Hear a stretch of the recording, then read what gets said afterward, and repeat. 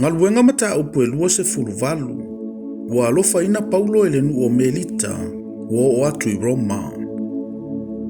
Wa o atu I latou, o na iloa leo Melita le ngō le motu, wa ma eu lava le alolofa mai o lenu ese ya I matou. Awa walatou tafu le afi, matalia mai I matou umalava, ono le wanga woto ifo, ma le maalili. Wa whaaputu e Paulo le avenga fafie, ma whae e ile afi. Una sawa I leo le ngata wongo ono le vevela, ma pipi I lona lima.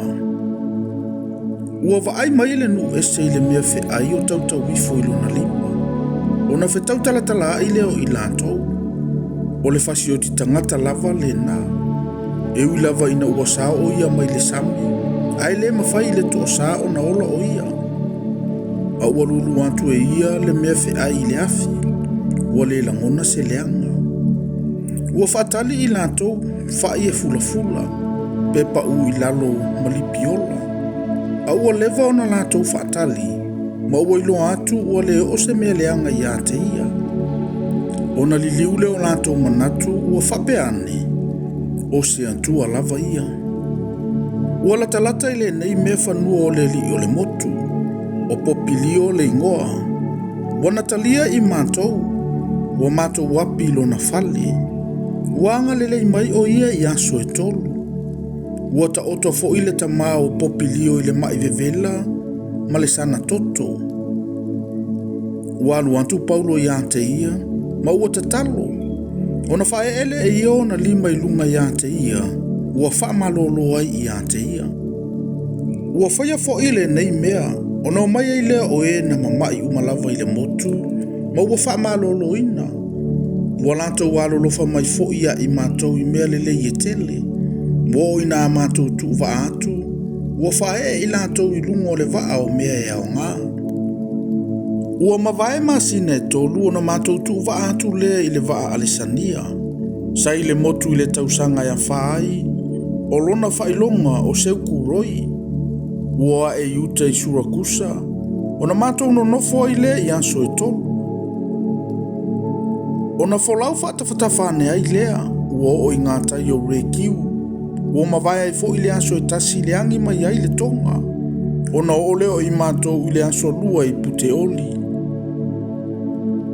Ua iloa aini o mātou uso. Ua pulutia ai I mātou ina nofoma I lātou I aso e fitu. Ona o atu leo I mātou I Roma.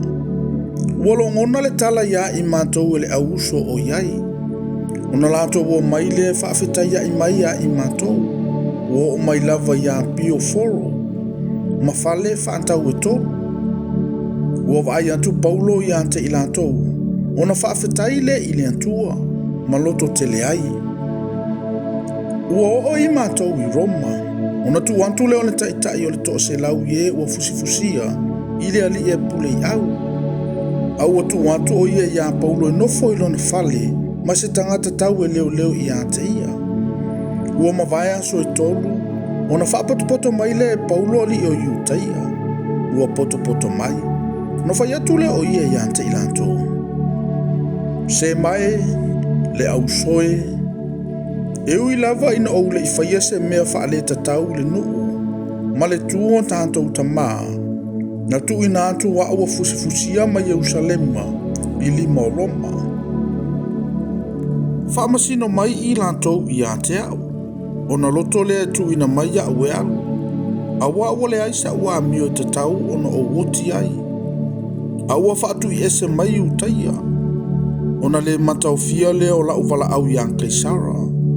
Aele o iang te au se mea momoli ai lo nuu. O le mea lea ua o amia tu ai I a te outou. Sei tātou wheiloa I ma whetau talatalai. Awa ona o le wha moe moe o Israelu ua fusifusi aia ui le nei mai ua mea. Ona whai mai leo I lantou I a te ia. Ua mātou le maua ni tusi mai utaia I a te oe. E le I saufo I se tasi o tātou uso e tala mai. Pe whai mai se mea leanga o I a te oe. Alo mātou mana o nei. Se I whaalongo atu I a te oe I lau taofi. Awa ua iloa I mātou ua tala eseina le nā lotu inu umalawa. O le aso na tu e ilantou, ua mai ai tangata e to tele ia te ia ilana api. Ua whaamatala atu e ia, ma moli tino atu i le malo o le atua ia te ilantou. Ma pulu nau atu ia te ilantou, i mea ia Yesu. Ma i le tūla fono a Mose, ato ma le au perfecta. E afua i le tae ao e o i le afiafi. Ua tali tonu fo inisi upu ua whai atu, a ua le talia inisi. Ua ta ofi ese i lantou, ono ese lea, a ua umona whai atu e Paulo le upu e tasi. Ua le lei lava le upu na fetalai mai ai le anganga pa ia e le profeto Isaia i o tātou tamaa. Ua whape mai, i nā aluia i le nanu u ma whai atu, olo au tau whaalongo e whaalongo ai au tau, ai le langona. Olo au tau wa ai fo e wa ai ai au tau, ai le iloa. A ua mafia fia le loto le nanu, ma ua whaalonga tau lantou talinga i whaalongo. Ua mo i ini o lantou mata, nei wa ai o lantou mata, ma whaalongo o lantou talinga, ma langona o lantou loto, ma liliwina i lantou, ma ou whaamalolo ina i lantou. Ole nei, ia iloe au tou ua molia le olatanga mai le atua inu ese, lantou te whaalongo i lava.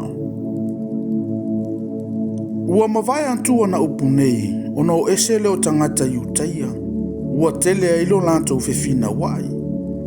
Ua nofofo i Paulo i tausanga atua e lua ilo na fale tutongi.